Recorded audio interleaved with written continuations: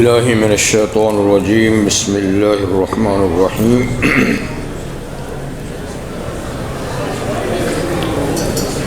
ان اللہ عالم غیب السماوات والارض انہ علیم بذات الصدور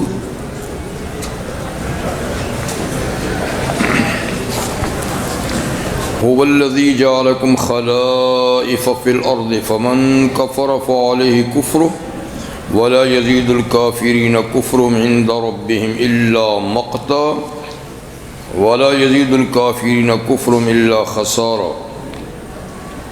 قل أرأيتم شركاءكم الذين تدعون من دون الله أروني ماذا خلقوا من الأرض أم لهم شرك في السماوات أم آتيناهم كتابا فهم على بينة منه بل ان يعد الظالمون بعضهم بعضا الا غرورا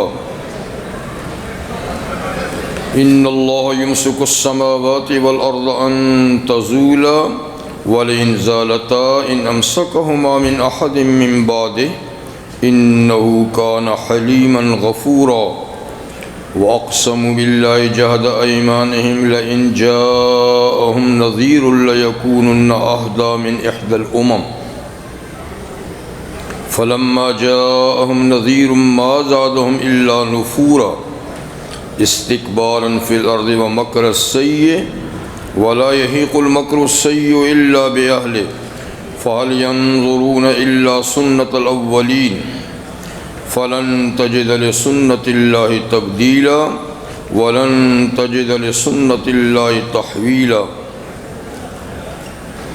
اولم يسيروا في الارض فينظروا كيف كان عاقبة الذين من قبلهم وكانوا اشد منهم قوة وما كان الله ليعجزه من شيء في السماوات ولا في الارض انه كان عليما قديرا ولو يؤاخذ الله الناس بما كسبوا ما ترك على ظهرها من دابة ولكن يؤخرهم إلى أجل مسمى فإذا جاء أجلهم فإن الله كان بعباده بصيرا صدق الله العظيم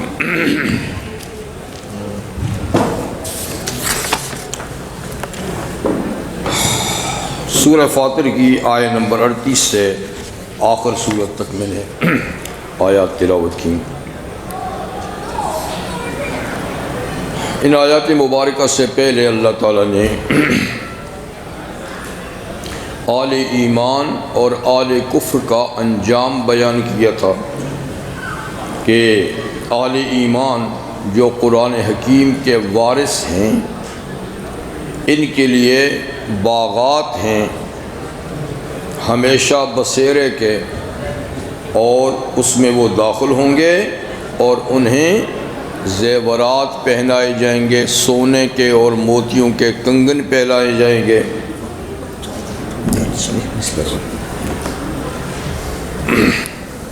اور یہ کہ جب وہ ان کو لباس یعنی حریر کا پہنایا جائے گا، ریشم کا، اور جب وہ جنت میں داخل ہوں گے تو کہیں گے الحمدللہ اللہ نے ساری پریشانیاں اور غم دور کر دیے، اب ہم ایسے مقام میں آ گئے ہیں کہ نہ یہاں پر تھکاوٹ ہوگی اور کسی قسم کی پریشانی نہ ہوگی۔ دوسری طرف وہ لوگ جنہوں نے کفر کا شیوہ اختیار کیا، اللہ سے بغاوت کی زندگی اختیار کی، تو فرمایا ان کے لیے جہنم کی آگ ہے جس میں ان کی موت کا فیصلہ نہیں کیا جائے گا، وہ موت اور زندگی کی کشمکش میں ہمیشہ مبتلا رہیں گے، نہ مریں گے نہ جئیں گے، نہ عذاب میں تخفیف ہوگی، چیخ و پکار بھی کریں گے لیکن ان کی کوئی سنوائی نہیں ہوگی۔ اللہ تعالیٰ فرمائیں گے تمہیں میں نے دنیا میں اتنی زندگی نہیں دی تھی کہ اگر تم چاہتے تو نصیحت حاصل کر لیتے، اور تمہارے پاس میری طرف سے کوئی ڈرانے والا خبر دینے والا نہیں آیا تھا کہ آخر تم نے اس دن یہاں میرے سامنے آنا ہے، تو اب کی چیخ و پکار سے کچھ فائدہ نہ ہوگا، اسی سلسلے میں اللہ تعالیٰ فرماتے ہیں دیکھو ان اللہ عالم غیب السماوات والارض، اللہ تعالیٰ ارض و سما میں ہر پوشیدہ چیز کو جانتے ہیں۔ زمینوں میں جو چیزیں تمہاری نظروں سے اوجھل ہیں یا دیگر مخلوقات کی نظر سے جو چیز پوشیدہ ہے اللہ کے وہ بھی علم میں ہے، آسمانوں میں جو چیزیں تم سے پوشیدہ ہیں اللہ کے علم میں وہ بھی ہیں۔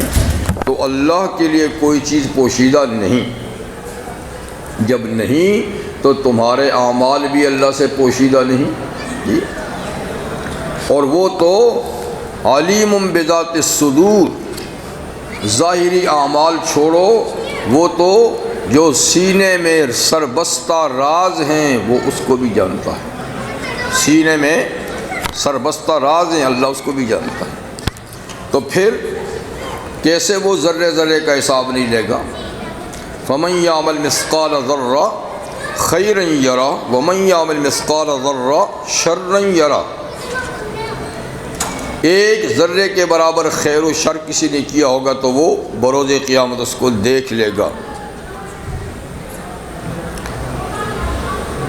هُوَ الَّذِي جَعَلَكُمْ خَلَائِفَ فِي الْأَرْضِ، دیکھو اللہ وہ ذات ہے جس نے تم کو زمین کی نیابت اور خلافت دی، تم کو زمین میں اللہ نے جانشین بنایا، قائم مقام بنایا۔ تو خلافت دو طرح ہوتی ہے، ایک خلافت خاصہ اور ایک خلافت عامہ،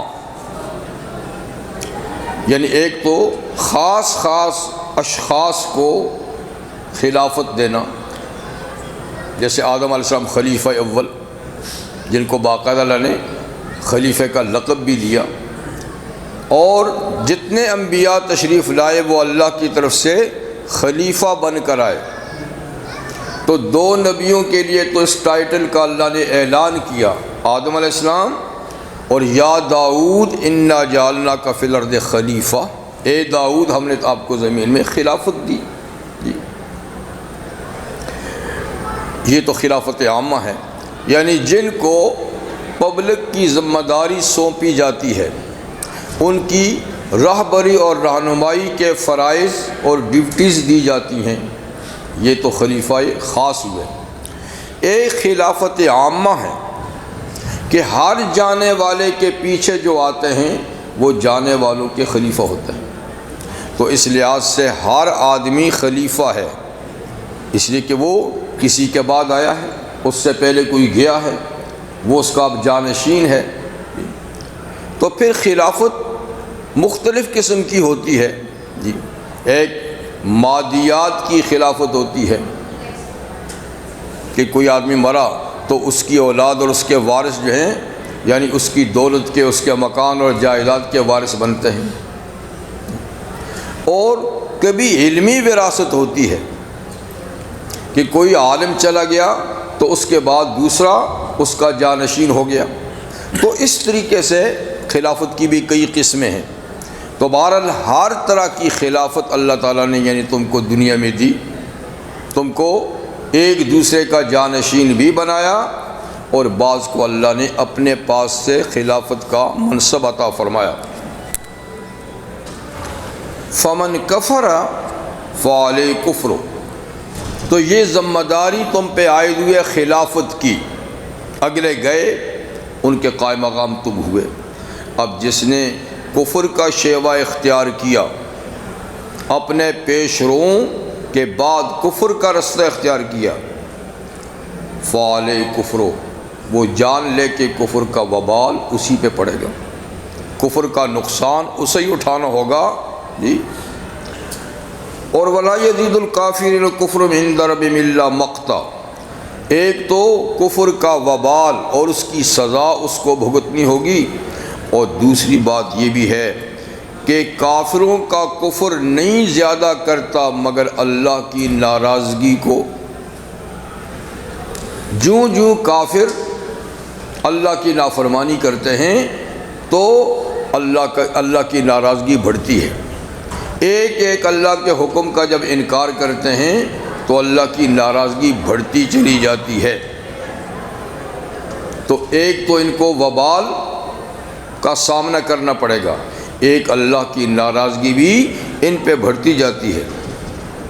اور ولا یزید الکافرین کفرا الا خسارہ، تیسری بات یہ کہ کافروں کو ان کا کفر نقصان ہی میں بڑھاتا چلا جاتا ہے۔ کافر کا کفر اس کو نقصان میں ہی بڑھاتا چلا جاتا ہے، یعنی جتنا وہ کفر کرتا ہے اتنا اس کا نقصان بڑھتا ہے، خسارہ بڑھتا ہے۔ لیکن اس خسارے کا پتہ کہاں چلے گا؟ جب وہ مارکیٹ آئے گی، جہاں نفع نقصان ہوتا ہے جی، تو اس مارکیٹ میں پتہ چلے گا۔ یہاں دنیا اس کی مارکیٹ نہیں ہے، اس لیے یہاں تو بظاہر ہم دیکھتے ہیں کہ کفر بڑا فائدے میں جا رہا ہے، لیکن یہ اس کا بازار نہیں ہے۔ جب یہ اپنے بازار میں جائے گا، یہ کھوٹے سکے جب وہاں جائیں گے اور قبول نہیں کیا جائیں گے تو خسارے کا پتہ وہاں چلے گا۔ اور کفر کتنے خسارے کی چیز ہے، ایمان کتنے فائدے کی چیز ہے، اس کا بازار آخرت ہے۔ تو اللہ کے ہاں جب یہ اعمال پیش ہوں گے پھر پتہ چلے گا۔ لیکن اللہ فرماتا ہے کہ ہم پہلے تمہیں بتا دیں کہ جتنا کافر کا کفر بڑھتا ہے اتنا اس کا خسارہ اور نقصان بڑھتا ہے، اتنی اللہ کی ناراضگی بڑھتی ہے۔ قل ارأیتم، فرما دیجئے تم بتاؤ، ارأیتم کا معنی ہے اخبرونی، مجھے بتاؤ۔ لفظی معنی اس کا ہوتا ہے ارأیتم، کیا تم نے دیکھا، لیکن اس کا معنی دیکھنا نہیں ہوتا، اس کا معنی ہوتا ہے مجھے بتاؤ۔ شرکاؤکم الذین تدعون من دون اللہ، کہ تمہارے وہ خود ساختہ شرکا، خود بنائے ہوئے اللہ کے لیے شرکا، کیونکہ فی الواقعہ حقیقت میں اللہ کا کوئی شریک نہیں، تو تمہارے وہ شرکا یعنی تم نے خود جو اللہ کے لیے پارٹنر بنا رکھے ہیں، الذین تدعون من دون اللہ، جن کو تم مشکلات میں اللہ کے سوا مشکل کشائی اور حاجت روائی کے لیے پکارتے ہو، تو بتاؤ، ارونی، مجھے دکھاؤ، ماذا خلقوا من الارض، انہوں نے زمین کا کون سا حصہ بنایا ہے، زمین کی چیزوں میں سے کون سی چیز انہوں نے بنائی ہے جو تم نے اللہ کا حصہ دار ان کو بنا رکھا ہے اس کی خدائی میں۔ تو کیا اس مخلوق میں کوئی چیز ان کی بنائی ہوئی ہے؟ ام لہم شرک فی السماوات، یا چلو زمین میں کوئی نہیں تو آسمان ہی میں بتا دو، کوئی ستارہ سیارہ انہوں نے بنایا ہو، کوئی آسمان میں انہوں نے کوئی چیز بنائی ہو، تو اوپر بتایا گیا تھا کہ کافروں کا کفر ان کو نقصان میں بڑھاتا ہے، اللہ کی ناراضگی میں۔ تو یہ کہہ سکتے تھے کافر کہ کیوں نقصان میں ہیں، ہم نے تو کچھ ایسی ہستیوں کو حاجت روا اور مشکل کشا بنایا ہے جو اللہ کی ناراضگی ختم کر دیں گے، وہ راضی ہوئے تو اللہ کو خوش کر دیں گے، تو ہمارا کفر کیوں نقصان میں ہے؟ نہیں، ہم نے تو اس کا پہلے سے انتظام کیا ہوا ہے۔ کچھ اللہ کی مقبول ہستیوں کو ہم نے اس کام کے لیے تیار کیا ہے کہ مشکل کی گھڑی میں وہ ہمارے کام آئیں گے۔ تو اللہ تعالیٰ اسی کا جواب دیتے ہیں کہ تم یہ بتاؤ کہ جن کو تم نے اس کام کے لیے تیار کیا ہے تو انہوں نے کوئی زمین کا حصہ بنایا ہے، کوئی چیز زمین کے اندر بنائی ہے، یا آسمانوں میں انہوں نے کوئی حصہ بنایا ہے جو ان کا بنا ہوا ہے؟ تو اللہ کی صفت خالقیت میں وہ حصہ دار ہیں؟ اگر ہیں تو حصہ دار سے بات منوا لیتا ہے، لیکن اگر ان کا کوئی حصہ ہی نہیں ہے اور سب کچھ اللہ خالق کل شے، ہر چیز کا خالق اللہ ہے، ان کا کوئی حصہ ہی نہیں بلکہ وہ خود اللہ کی مخلوق ہیں، خود اللہ کی مخلوق ہیں، تو پھر وہ کیسے اللہ کو منوائیں گے؟ ام آتیناہم کتابا فہم علی بینۃ منہ، یا ہم نے ان مشرکین کو کوئی ایسی کتاب اور تحریر دی ہے کہ جس کی وجہ سے یہ ایک دلیل اور حجت رکھتے ہیں کہ ہم کفر کے باوجود آخر میں نجات پا لیں گے اور بچ جائیں گے۔ کوئی ہم نے ان کو کتاب دی ہے، اس کتاب میں کوئی ایسا ہے تحریر کہ ہم نے ان سے عہد کیا ہے کہ ہم ان کو معاف کر دیں گے؟ تو مقصد یہ ہے کہ جن کو یہ معبود بنائے پھرتے ہیں اور جن سے یہ امیدیں لگائے پھرتے ہیں، انہوں نے کائنات کا ایک ذرہ بھی نہیں بنایا، اور نہ ان کے پاس کوئی علمی دلیل اور سند ہے کہ کفر کے باوجود، شرک کے باوجود یہ بچ جائیں گے۔ بل ان یعد الظالمون بعضهم بعضا الا غرورا، ہاں بلکہ بات یہ ہے کہ یہ ظالم اور بے انصاف لوگ، کافر لوگ جو ہیں، ایک دوسرے کو دھوکے کا وعدہ دے رہے ہیں، دھوکے میں ڈالے رکھے ہیں کہ بھائی فکر نہیں کرنا فلاں کام آ جائے گا، فکر نہیں کرنا فلاں کام آ جائے گا۔ تو یہ دھوکے کا وعدہ ہیں جو ایک دوسرے کو دیے جا رہے ہیں، حقیقت کچھ نہیں، حقیقت کچھ نہیں۔ یہ دراصل بات یہ ہے کہ اللہ کو نہیں سمجھے، یعنی شرک کی بنیادی غلطی یہ ہے کہ وہ اللہ کو نہیں سمجھے۔ جو اللہ کو جان لے، معرفت حاصل ہو، تو کبھی شرک نہ کرے۔ انہوں نے تو اللہ کی شان کو ایک ملک کے حاکم اور بادشاہ کی طرح سمجھا ہوا ہے کہ جیسے وہ اپنی حکومت قائم رکھنے کے لیے اس کو بہت سارے حصہ داروں کی ضرورت ہوتی ہے، اور تنہا وہ اپنی حکومت کا نظام نہیں چلا سکتا، اور اس نے نظام حکومت تقسیم کیا ہوتا ہے، تو یہ اللہ کو بھی اسی طرح ہی سمجھتے ہیں کہ اتنی بڑی کائنات کو وہ ایک کیسے چلاتا ہے، تو اس نے تقسیم کیا ہوا ہے۔ تو بات یہ ہے کہ تم اللہ کو دنیا کے حاکموں اور بادشاہوں پر یعنی قیاس کرتے ہو، یہی تو تمہاری بنیادی غلطی ہے۔ تو اس لیے اللہ تعالیٰ شکوہ کرتے ہیں مشرکین کا، ما قدر اللہ حق قدر، انہوں نے اللہ کی قدر و منزلت کو، اس کے علو شان اور کبریائی اور عظمت کو جانا تک نہیں ہے۔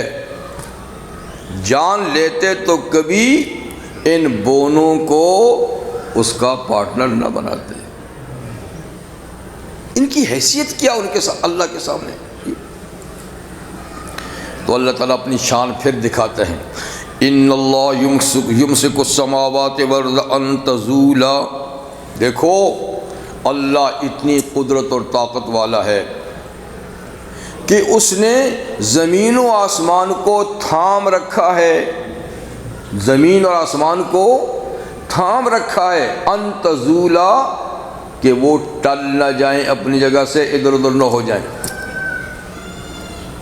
تو زمین آسمان جو اپنی جگہ میں برقرار ہیں تو اللہ کی قدرت سے برقرار ہیں، ذرا وہ اپنی قدرت ہٹائے تو پورا نظام دھڑام سے گر جائے، سیارے ٹکرا جائیں، آسمان گر جائے، زمین پھٹ جائے، لیکن یہ اللہ ہے جس نے ان کو کنٹرول میں رکھا ہوا ہے، اور باقاعدہ سارا سسٹم جو ہے ترتیب سے جا رہا ہے، کوئی چیز کسی سے ٹکراتی نہیں ہے، کل فی فلک یسبحون، اور ہر سیارہ اپنی گزرگاہ میں گزر رہا ہے۔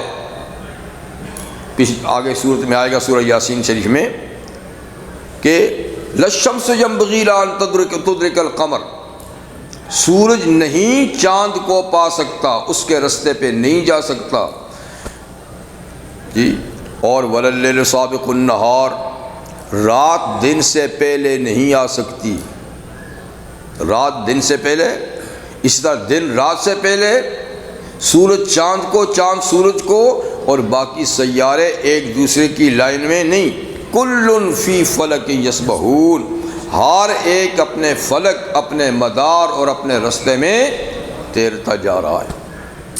خدا نخواستہ ٹکرا جائیں، تصادم ہو جائے تو ساری کائنات دھرم برم ہو جائے۔ کہ اس کو روکا کس نے ہے؟ ان اللہ یمسک السماوات والارض، بے شک اللہ نے آسمان اور زمین کو تھامے ہوئے ہے، ان تزولا، کہ گر نہ جائیں، ٹل نہ جائیں، اپنی جگہ سے حرکت نہ کر جائیں۔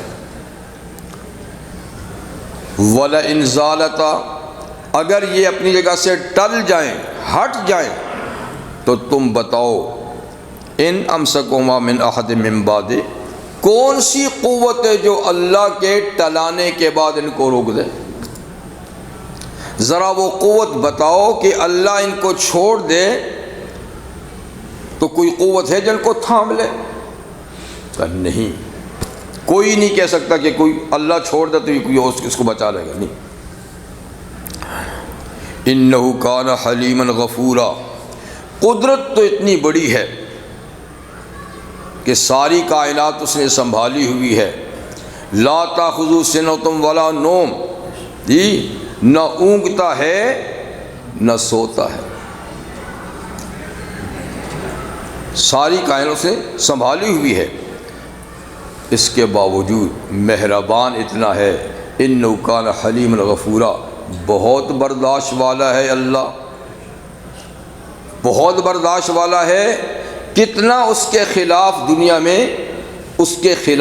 میں کتنا ہو رہا ہے، کتنی اس کی نافرمانی ہو رہی ہے، کتنی سرکشی ہو رہی ہے، کتنی قانون شکنی ہو رہی ہے، جی، پر پھر بھی وہ بڑا حلیم ہے، برداشت کرتا ہے، فوراً سزا نہیں دیتا، اور غفورا، بہت بخشنے والا بھی ہے۔ کئی گناہ ہیں جو بغیر توبہ ہی کے معاف کر دیتا ہے۔ توبہ کا تو قانون ہے کہ توبہ سچی کرو تو معاف کرتا ہی کرتا ہے، لیکن کتنے ہیں جو بغیر توبہ کے بھی معاف کرتا ہے، اور کتنا ہے حلیم کہ بڑا وقت اور انسان کو دیتا ہے اور جلدی گرفت نہیں کرتا۔ تو یہ شان ہے اللہ کی، اور تم اس کے ساتھ کن کو یعنی مساوی کر رہے ہو، اس کے اختیار میں شریک کر رہے ہو۔ وَأَقْسَمُوا بِاللَّهِ جَهْدَ أَيْمَانِهِمْ، یہ مشرکین عرب کی بات ہو رہی ہے کہ مشرکین عرب قسمیں اٹھاتے تھے اللہ کے نام کی، اور جہد ایمان، بڑی پکی قسم کی قسمیں، مضبوط قسم کی قسمیں۔ کس بات پر؟ لَإِن جَاءَهُمْ نَذِيرٌ لَيَكُونُنَّ أَهْدَىٰ مِنْ إِحْدَى الْأُمَمِ، کہ ان کے پاس کوئی اللہ کی طرف سے ڈرانے والا اگر آ گیا، کوئی نبی اور رسول آیا، تو یہ اس کی پیروی کر کے، اس پہ ایمان لا کر، اس کے نقش قدم پہ چل کر دیگر امتوں کی نسبت سے زیادہ ہدایت یافتہ ہوں گے۔ تو مشرکین عرب جب دیکھتے تھے کہ یہودیوں میں نبی آئے، عیسائیوں کا نبی آیا، اور ان لوگوں نے اپنے پیغمبر کی تعلیمات پہ عمل نہیں کیا، جب یہ سنتے تھے تو اس وقت وہ بڑی پکی قسمیں کہتے تھے، یہ ان لوگوں نے اپنے نبیوں کے ساتھ یہ معاملہ کیا، اگر خدا ہمارے اندر کوئی نبی نذیر بھیج دے گا تو ہم تو جناب دل و جان سے اس کی پیروی کریں گے، اس کی حمایت کریں گے، اس پہ ایمان لائیں گے، اس کے نقش قدم پہ چلیں گے، اور ہم کسی بھی ایک امتوں میں سے کسی بھی ایک امت سے زیادہ ہدایت یافتہ ہوں گے۔ یہ حضور کے آنے سے پہلے ان کی قسمیں ہوتی تھیں کہ ہمارے اندر آئے نا نبی، پھر دیکھیں ہم ساری امتوں سے زیادہ اپنے نبی کی پیروی کریں گے۔ فرمایا کہ فلما جاءہم نذیر، جب اللہ نے ان میں نذیر بھیجا، یعنی اپنا آخری پیغمبر بھیجا، جامع الکمالات پیغمبر بھیجا، تو جب ان کے پاس نذیر آ گیا جس کی آمد کے لیے کہتے تھے کہ آیا تو ہم تو دل و جان سے اس کی پیروی کریں گے،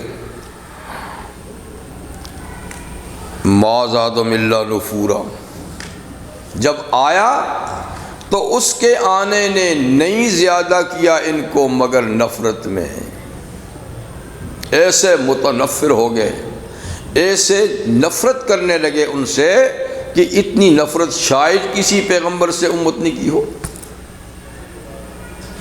تو آنے کے اتنے منتظر تھے اور اللہ کی قسمیں اٹھا اٹھا کر کہتے تھے کہ ہم ان کی پیروی کریں گے، آیا تو ایک دم متنفر ہو گئے جی۔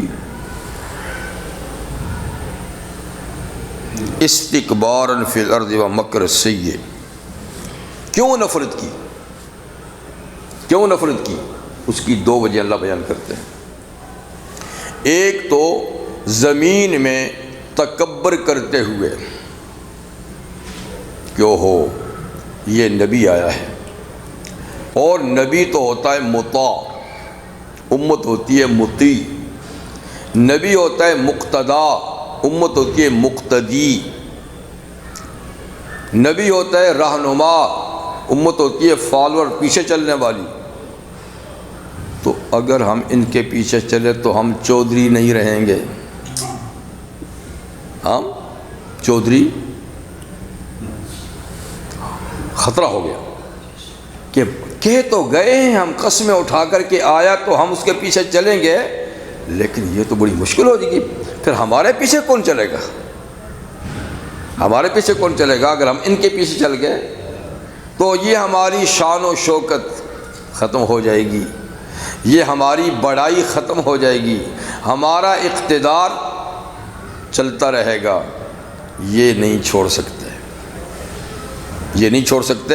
اس لیے بہتر یہ کہ اس کی مخالفت کی جائے،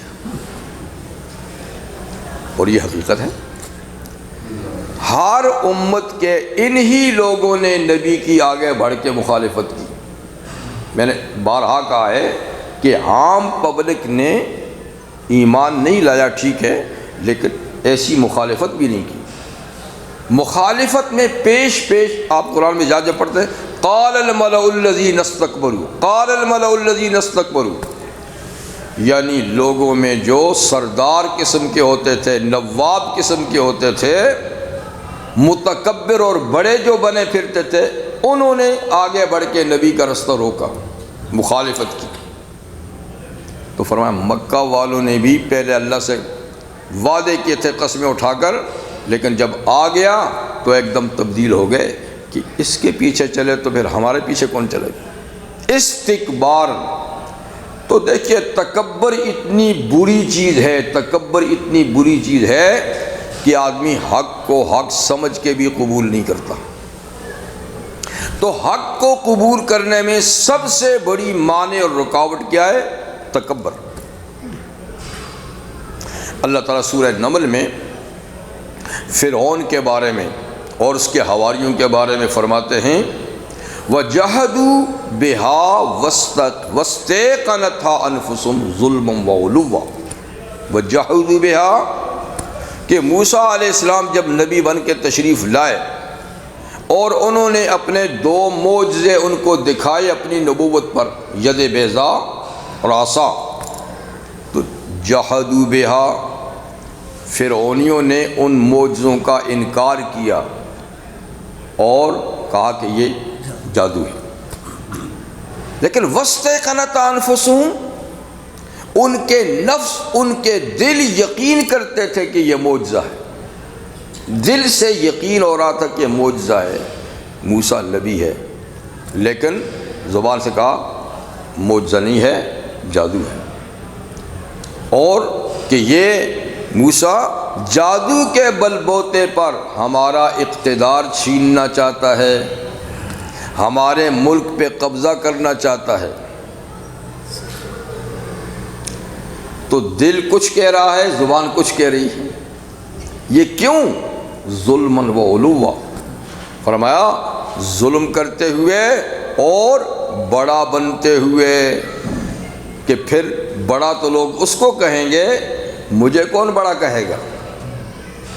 تو جانتے ہوئے کہ موسیٰ حق پر ہے، معجزے صحیح ہیں، لیکن خطرہ یہ ہے کہ مجھے بڑا کون کہے گا۔ تو انسان میں بڑائی کا جذبہ جو ہے نا، یہ سب سے بڑی رکاوٹ ہوتی ہے حق بات کو قبول کرنے سے۔ تو مشرکین مکہ نے بھی اس لیے کیا، استکباراً، بڑا بنتے ہوئے کہ پھر ہم بڑے نہیں رہیں گے۔ ایک وَمَكْرَ السَّيِّئِ، اور دوسری وجہ بری تدبیر، یہی نہیں کہ ایمان نہیں لائے اور سرسری مخالفت کی، بلکہ مکر السیء، نبی کے خلاف بری تدبیر بھی شروع کر دی کہ اس کو صرف یہ نہیں کہ اس کو ماننا نہیں، اس کو رستے سے ہٹانا ہے، اس کو رستے سے ہٹانا ہے۔ اگر اس کو چھوڑ دیا تو پھر بھی ہمیں خطرہ ہے، اس کو رستے سے ہٹانا ہے۔ تو نبی کریم علیہ السلام کو آپ کو پتہ نا ختم کرنے کی بھی سازش ہوئی۔ تو اللہ تعالیٰ فرماتے ہیں جو کسی کے لیے بری تدبیر، بری چال چلتا ہے، برا سوچتا ہے، تو وَلَا يَحِقُّ الْمَكْرُ السَّيِّئُ إِلَّا بِأَهْلِهِ، بری تدبیر کرنے والوں ہی پہ پڑتی ہے۔ جیسے اس نے فرمایا من حفر لأخیہ بیرن وقع فیہ، جو اپنے بھائی کے لیے کنواں کھودتا ہے خود گرتا ہے، جو اپنے بھائی کے لیے کنواں کھودتا ہے خود گرتا ہے۔ اور فارسی میں بھی کہتے ہیں چاہ کن را چاہ درپیش، چاہ کن را، کنواں کھودنے والے کے لیے خود کنواں ہی سامنے آتا ہے۔ تو انہوں نے پلان بنایا کہ نبی کو رستے ہی سے ہٹانا ہے۔ وَمَكَرُوا وَمَكَرَ اللَّهُ وَاللَّهُ خَيْرُ الْمَاكِرِينَ۔ تو ان کی دال نہیں گلی، یہ رستے سے ہٹانا نبی کو چاہتے تھے، اللہ نے ان کو ہی رستے سے ہٹا دیا، بدر کے میدان میں سب کا صفایا کر دیا۔ محمد بن کعب قرظی رحمہ اللہ، بنی قریظہ یہودیوں کا ایک قبیلہ تھا، 3 قبائل تھے۔ نبی کریم صلی اللہ علیہ وسلم کے ساتھ انہوں نے دفاعی معاہدہ کر رکھا تھا کہ شہر مدینہ میں اپنے اپنے مذہب پہ رہیں گے اور باہر کی قوتوں کا مل کے دفاع کریں گے۔ لیکن دفاعی معاہدہ تو کیا، لیکن تینوں قبیلوں نے سازش کی اندر سے اور معاہدے کی خلاف ورزی کی، عہد توڑ دیا۔ سب سے پہلے بنو قینقاع نے، پھر بنو نذیر نے، آخر میں بنو قریظہ نے۔ خیر بنو قینقاع اور بنو نذیر کو تو ان کی عہد شکنی کی وجہ سے، عہد توڑنے کی وجہ سے ملک سے جانے کے لیے نوٹس دے دیا گیا کہ تم یہاں سے نکل جاؤ۔ وہ چلے گئے۔ بنو قریظہ آخر میں رہ گئے اور انہوں نے جنگ خندق کے موقع پہ کھل کر بیرونی طاقتوں کا ساتھ دیا، عہد توڑا۔ تو جو ہی جنگ خندق کا خاتمہ ہوا تو جبریل امین آئے کہ حضور قریظ کا، بنو قریظہ کی خبر لیجئے، ان کی عہد شکنی کی سزا ان کو دیجئے۔ تو حضور نے صحابہ سے فرمایا کہ فوراً بنو قریظہ جاؤ اور عصر کی نماز وہاں پڑھنی ہے، یعنی ان کا جا کر محاصرہ کرو۔ خیر وہ محاصرہ رہا کافی عرصے تک، بات چیت ہوئی تو انہوں نے پیشکش کی آخر کہ ہمارے بارے میں سعد بن معاذ رضی اللہ عنہ جو فیصلہ کریں گے ہمیں منظور ہوگا۔ سعد بن معاذ رضی اللہ عنہ اپنے قبیلے کے سردار تھے اور جنگ خندق میں وہ شدید زخمی ہو گئے تھے، پھر انہی زخموں سے وہ شہید بھی ہو گئے۔ خیر ان کو زخمی حالت میں لے جایا گیا تو فرمایا کہ تم کو انہوں نے حکم بنایا، کیا فیصلہ کرتے ہیں؟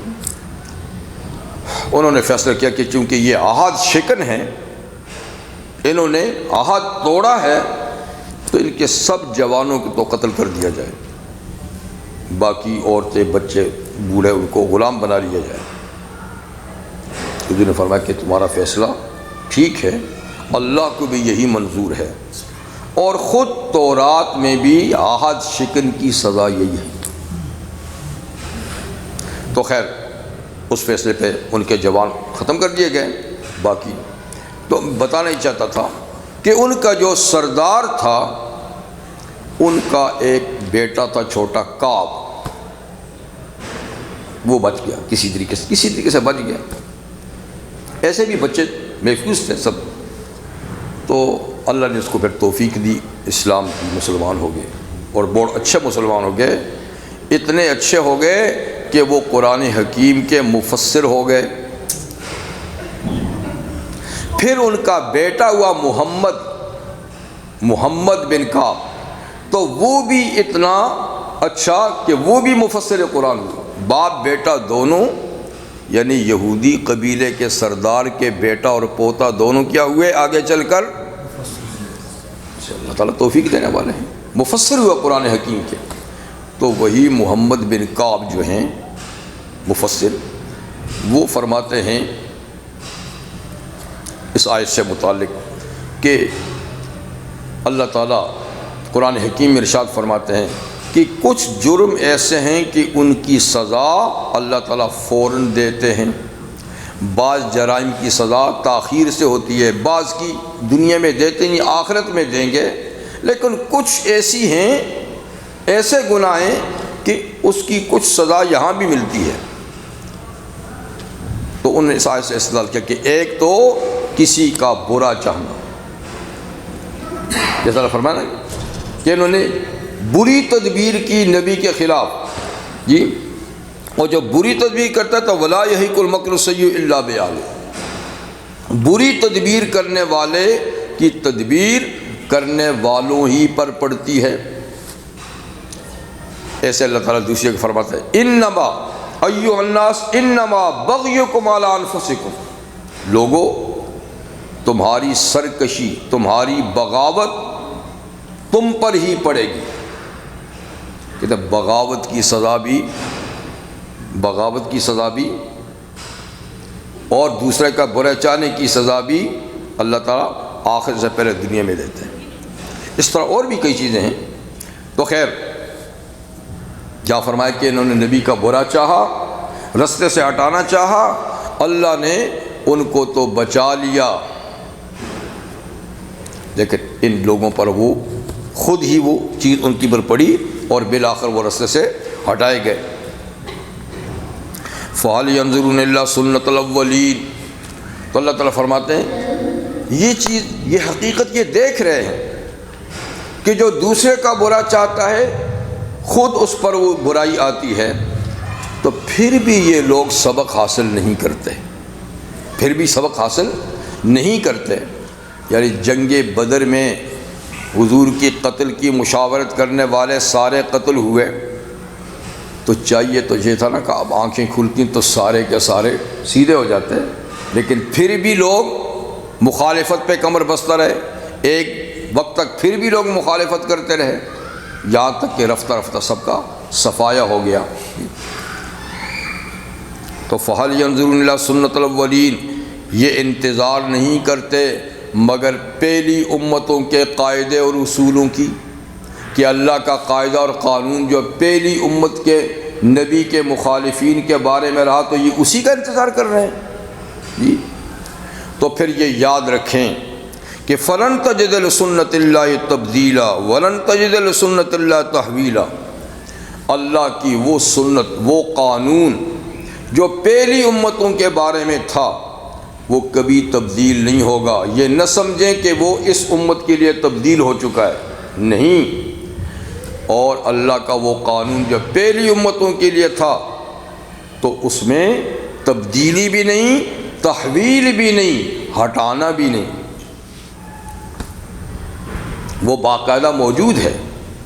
تو جس طرح ان امتوں کے نبی کے مخالفین کا حشر ہوا، بالآخر وہ صفحہ ہستی سے حرف غلط کی طرح مٹا دیے گئے، فرمایا اس امت کے لیے بھی تو میرا قانون وہی ہے، اگر یہ نبی کی مخالفت چھوڑیں گے نہیں، سازش ان کے خلاف کریں گے، تو وقت آنے پہ ہم ان کا بھی صفایا کر لیں گے۔ یہ کس بات کے یعنی انتظار کرتے ہیں؟ اور یہ کیا ولم یسیروا فی الارض، کیا یہ لوگ زمین میں چلے پھرے نہیں؟ یعنی چلے پھرے ہیں، اور یہ یمن اور شام اور مصر کا سفر کرتے رہتے ہیں، تجارتی سفر کرتے رہتے ہیں۔ تو کیا دوران سفر انہوں نے دیکھا نہیں؟ فَيَنْظُرُوا كَيْفَ كَانَ عَاقِبَةُ الَّذِينَ مِنْ قَبْلِهِمْ، کہ ان سے پہلی امتوں کا کیا حشر ہوا، کیا انجام ہوا، کیونکہ کچھ امتوں کے کھنڈرات ان کے رستے میں پڑتے ہیں، ان سے گزر کے جاتے ہیں، تو کبھی انہوں نے عبرت کی نظر سے دیکھا نہیں کہ یہ ہنستے بستے شہر کیوں تباہ ہوئے، یہ کھاتے پیتے لوگ، یہ طاقتور قومیں کیوں ان کا نام و نشان مٹ گیا؟ تو کیا یہ اس بات پہ غور نہیں کرتے؟ مطلب ہے کہ سمود کی بستیاں تبوک کے پاس ان کے رستے میں ہیں، آگے جاتے ہیں جارڈن میں شعیب علیہ السلام کی بستی رستے میں پڑتی ہے، اس کے نیچے جائیں لوط علیہ السلام کی بستی رستے میں پڑتی ہے، تو کم سے کم یہ 3 تباہ شدہ ہلاک شدہ امتیں تو ان کے رستے میں ہیں، تو یہ چلے پھرے نہیں؟ اور کیا انہوں نے ان بستیوں والوں کے انجام پہ غور نہیں کیا کہ یہ کیوں مٹی؟ یعنی اگر غور کرتے تو براہ راست پہ آ جاتے ہیں، لیکن انہوں نے تو صرف تماشا سمجھا ہوا ہے۔ آج بھی یہی ہے کہ ہم زمین کھود کھود کے پرانی بستیوں کے آثار نکال رہے ہیں، اور وہ تماشا گاہ بنا ہوا ہے کہ یہ اتنے 1000 سال پرانی تھی، ان کی یہ تہذیب و تمدن تھی۔ یہ کبھی نہیں سوچا کہ یہ مٹی کیسے ہے، اور یہ آبادیاں دفن کیوں ہوئی؟ تو یہی انسان کی سب سے بڑی خرابی ہے کہ وہ پہلی امتوں سے سبق حاصل نہیں کرتے۔ اگر سبق حاصل کریں، یہ ہے چیز، تو اللہ اسی کی دعوت دیتے ہیں کہ تم چلو پھرو، سیاحت کرو تو اس لیے کرو کہ ان لوگوں سے سبق حاصل کرو، نہ یہ کہ تم ان کا تماشا دیکھو، ورنہ تماشا خود نہ بن جانا تماشا دیکھنے والوں۔ کبھی ایسا بھی ہوتا ہے کہ تماشبین خود تماشا بن جاتے ہیں۔ جی کانوا اشد منہم قوہ، کہ یہ پہلی بستیاں جو غارت اور تباہ ہوئیں، ان کے مکین، ان کے بسنے والے، کانوا اشد منہم قوہ، یہ عرب کے مشرکین سے طاقت میں کہیں زیادہ تھے، یعنی جسمانی طاقت میں بھی زیادہ تھے، علمی طاقت میں بھی زیادہ تھے، اور مالی طاقت میں بھی زیادہ تھے۔ عاد اور سمود، خود اللہ فرماتے ہیں کہ لم یخلق مثلها فی البلاد، ان جیسے طاقتور لوگ ہم نے دنیا میں پیدا ہی نہیں کیے۔ ان جیسے طاقتور لوگ، جسم بھی دیکھو تو 100 گز 120 ہاتھ لمبے، یعنی قوم عاد کے لوگ کم سے کم ٹھگنے سے ٹھگنا آدمی 80 ہاتھ لمبا، اور بڑے جو ہیں وہ 120 ہاتھ تک لمبے۔ تو جو لمبے اتنے ہوں گے تو چوڑے بھی تو ہوں گے نا، پھر طاقت بھی تو ہوگی نا۔ تو اس لیے وہ بھی نشے میں چور اپنے نبی کو کہتے تھے تو کس سے ڈراتے ہیں ہم کو، من اشد منا قوہ، ہم سے طاقتور کون ہے، آپ کس سے ڈراتے ہیں؟ تو اللہ ان کو بھی کہتے ہیں کہ مکہ والے تم چیز ہی کیا ان کے مقابلے میں، تم سے وہ طاقت میں زیادہ تھے۔ اور اس سے پہلی صورت میں گزرا ہے کہ ان کو جو کچھ دیا گیا تمہیں تو اس کا 10واں حصہ بھی نہیں ملا، تم تو 10ویں حصے میں بھی نہیں ہو، تم کیسے پھدکتے ہو نبی کے خلاف، اکڑتے ہو؟ نہیں۔ وما كان الله ليعجزه من شيء في السماوات ولا في الارض، تم اللہ کی قوت کو نہیں سمجھے، اور اللہ اتنی پاور والا ہے کہ کوئی چیز بھی آسمانوں اور زمین میں خدا کو اپنے کام سے روک نہیں سکتی۔ جب وہ کرنے پہ آتا ہے تو کوئی طاقت اس کو عاجز نہیں بنا سکتی، اتنی اللہ کی طاقت ہے۔ جی انہ کان علیما قدیرا، اللہ جاننے والے ہیں، کوئی چیز ان کی علم سے باہر نہیں، اور اللہ قادر ہیں، کوئی طاقت اس کے مقابلے میں طاقت نہیں ہے جی۔ تو تم یعنی اللہ کو نہیں سمجھے ہو، بھول بھلائیوں میں پڑے ہو، تو اللہ کو سمجھو اور اس کی طاقت کو جانو۔ اس سب کچھ طاقت کے باوجود اللہ بڑا حلیم ہے، جیسے پیچھے گزرا، اور انسان کو بہت وقت دیتا ہے اور اس کی گرفت نہیں کرتا۔ بڑے بڑے انا ربکم الاعلیٰ کہتے کہتے سینکڑوں سال گزار گئے جی۔ فرعون کو دیکھو، اور بابل والے اشوریوں کو دیکھو، نمرود کو دیکھو، جن کو بڑے زمانے تک اقتدار دیا، قوت دی، طاقت دی، نہیں پکڑا، لیکن جب پکڑا تو کیا حشر ہوا، پکڑا تو کیا حشر ہوا۔ تو اس لیے کہتے ہیں نہ جا اس کے تحمل پر، نہ جا اس کے تحمل پر کہ بے ڈھب ہے گرفت اس کی، اور ڈر اس کی دیر گیری سے کہ سخت ہے انتقام اس کا۔ جیسا وہ حلیم ہے ایسا عزیز ذو انتقام ہے، جب پکڑتا ہے تو پھر چھوڑتا نہیں، لیکن پکڑتا ہے تو کافی دیر کے بعد پکڑتا ہے، رسی بہت ڈھیلی چھوڑ دیتا ہے۔ اسی سے لوگ سمجھتے ہیں کہ ہم سب ٹھیک ہیں، سب ٹھیک کر رہے ہیں، دیکھو جی کچھ نہیں ہو رہا، پتہ نہیں ہے کہ سنستدرجهم من حیث لا یعلمون، ہم ان کی رسی آہستہ آہستہ کھینچ رہے ہیں، ان کو پتہ ہی نہیں ہے، آہستہ آہستہ۔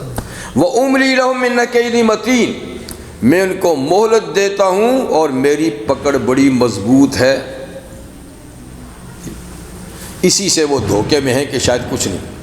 تو اللہ فرماتے ہیں کہ وَلَوْ يُؤَاخِذُ اللَّهُ النَّاسَ بِمَا كَسَبُوا، اگر اللہ تعالیٰ فوراً پکڑ دھکڑ کرے اس پر جو لوگ دنیا میں کرتے ہیں، جرم کی سزا اگر اللہ تعالیٰ فوراً دے جی، تو پھر کیا ہوگا؟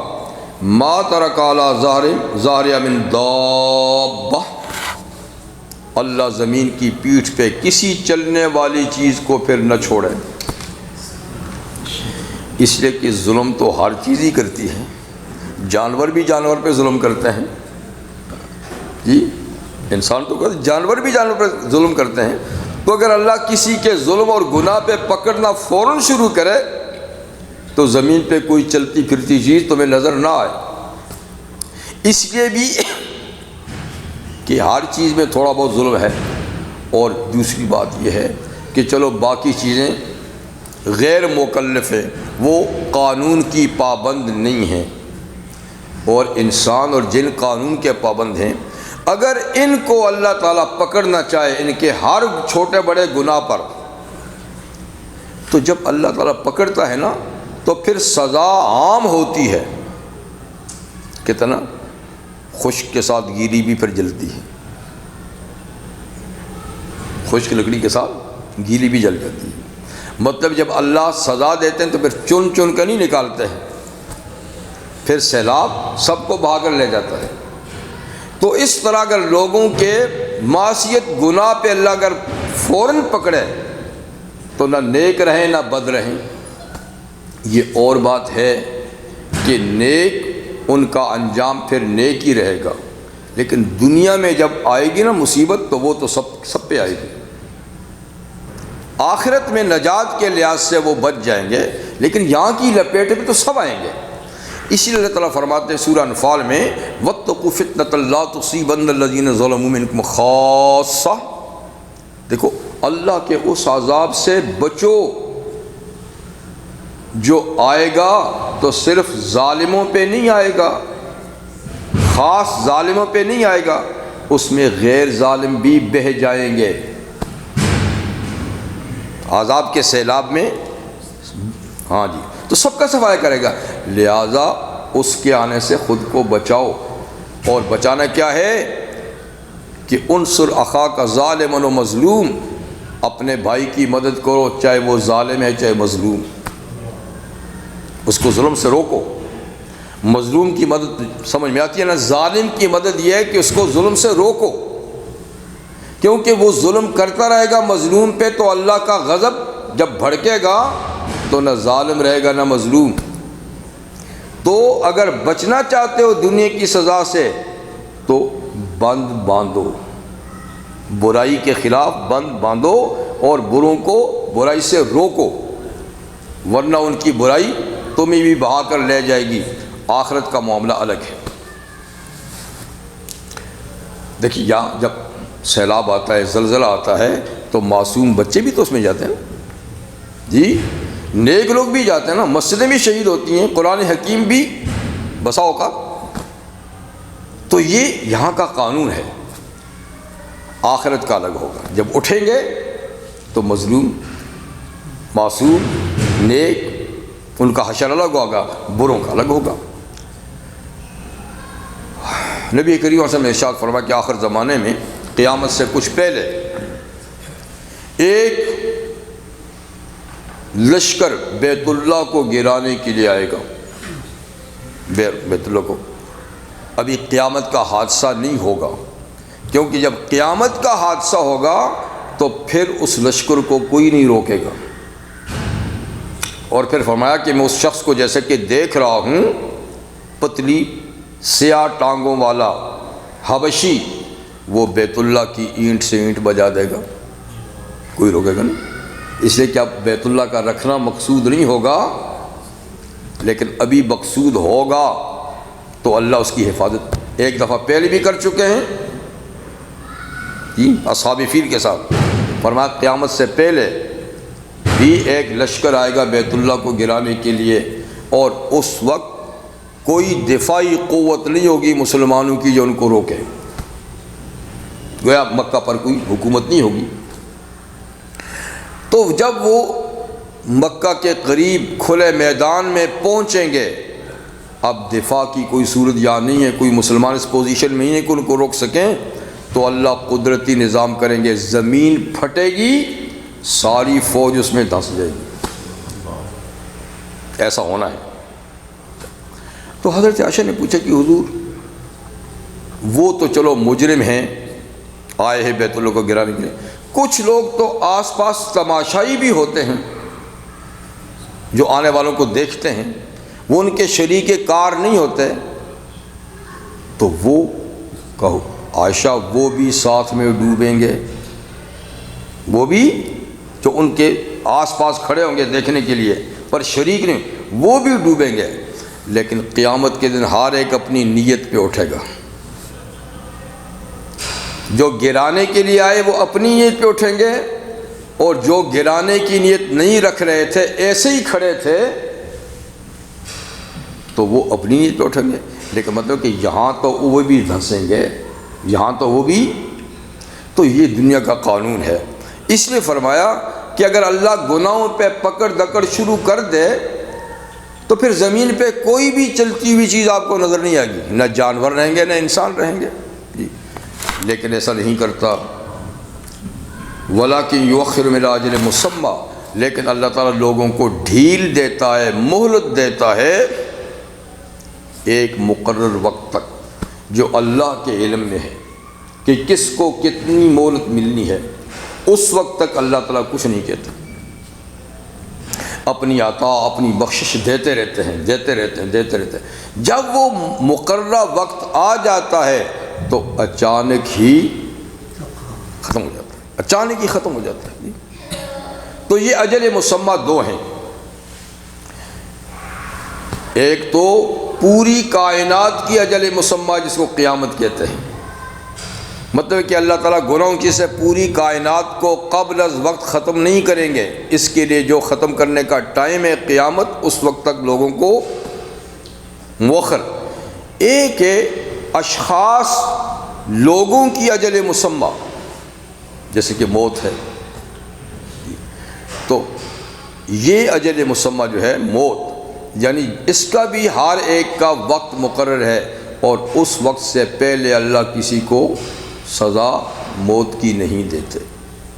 جب موت کی سزا کا وقت آئے گا تو اس اجل مسمى پہ سزا ہوگی، اس سے پہلے اللہ تعالیٰ۔ تو قیامت اور موت یہ دونوں دراصل میں قیامتیں ہیں۔ تو اس وقت تک اللہ تعالیٰ یعنی لوگوں کو ڈھیل اور مہلت دیتے ہیں، اس سے پہلے پکڑیں تو پھر تو کائنات کبھی کی درم برم ہو جائے۔ فَإِذَا جَاءَ أَجَلُهُمْ، جب ان کا وہ وقت مقرر آ جائے گا، اشخاص کا، قوموں کا، یا قیامت کا جب وہ وقت آ جائے گا، تو فَإِنَّ اللَّهَ كَانَ بِعِبَادِهِ بَصِيرًا، اللہ اپنے بندوں کو دیکھ رہا ہے جی۔ تو کوئی شخص بچے گا نہیں، اپنے وقت سے ایک لمحہ پیچھے یا آگے نہیں ہوگا، ٹھیک وقت پہ اللہ تعالیٰ اپنے بندوں کو جانتا ہے، دیکھتا ہے، اور ہر ایک کا جو وقت ہے اس وقت پہ اللہ تعالیٰ جن اس کی گرفت کرے۔ تو اس لیے کہتے ہیں کہ گناہوں کی کثرت ہو رہی ہے جی، اور اللہ کی رحمت کی بھی کثرت ہو رہی ہے، تو کوئی اس سے دھوکہ نہ کھائے کہ سب ہم ٹھیک کر رہے ہیں اور کچھ نہیں ہوگا۔ اسی کہ سورہ انعام میں اللہ تعالیٰ نے فرمایا ہے کہ ہم سمجھاتے ہیں، جب نہیں سمجھتے تو پھر ہم تھوڑی سی پکڑ بھی کرتے ہیں، تھوڑا سا، تاکہ اس سے وہ سمجھ جائیں۔ اس سے بھی نہیں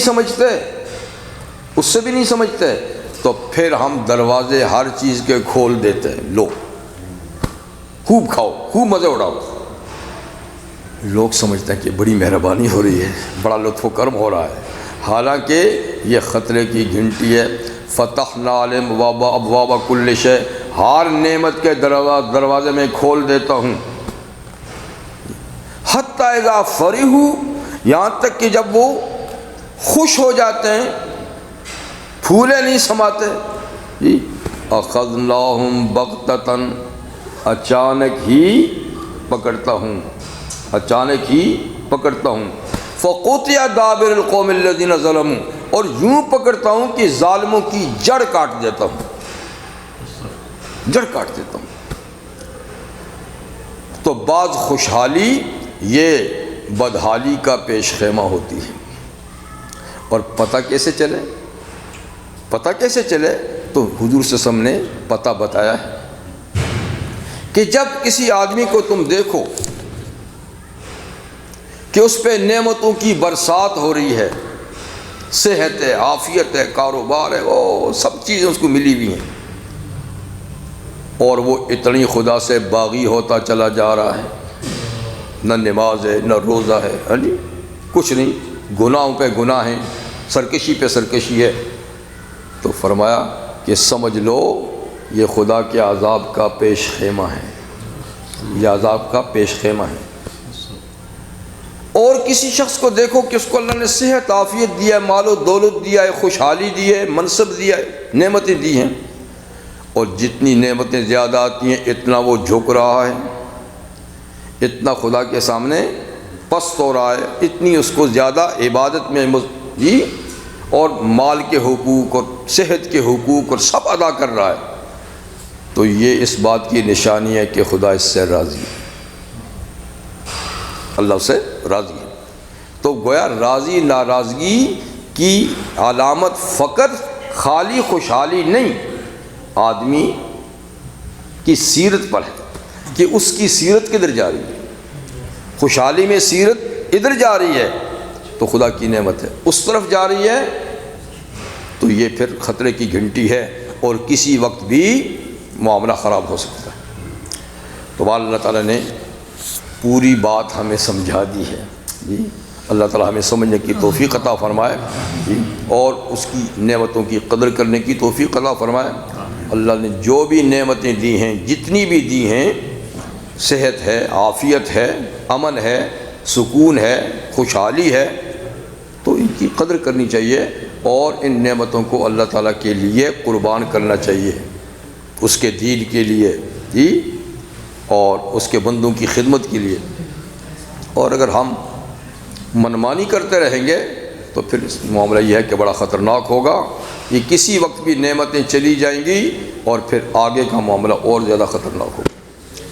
تو وآخر دعوانا الحمدللہ رب العالمین۔ سورہ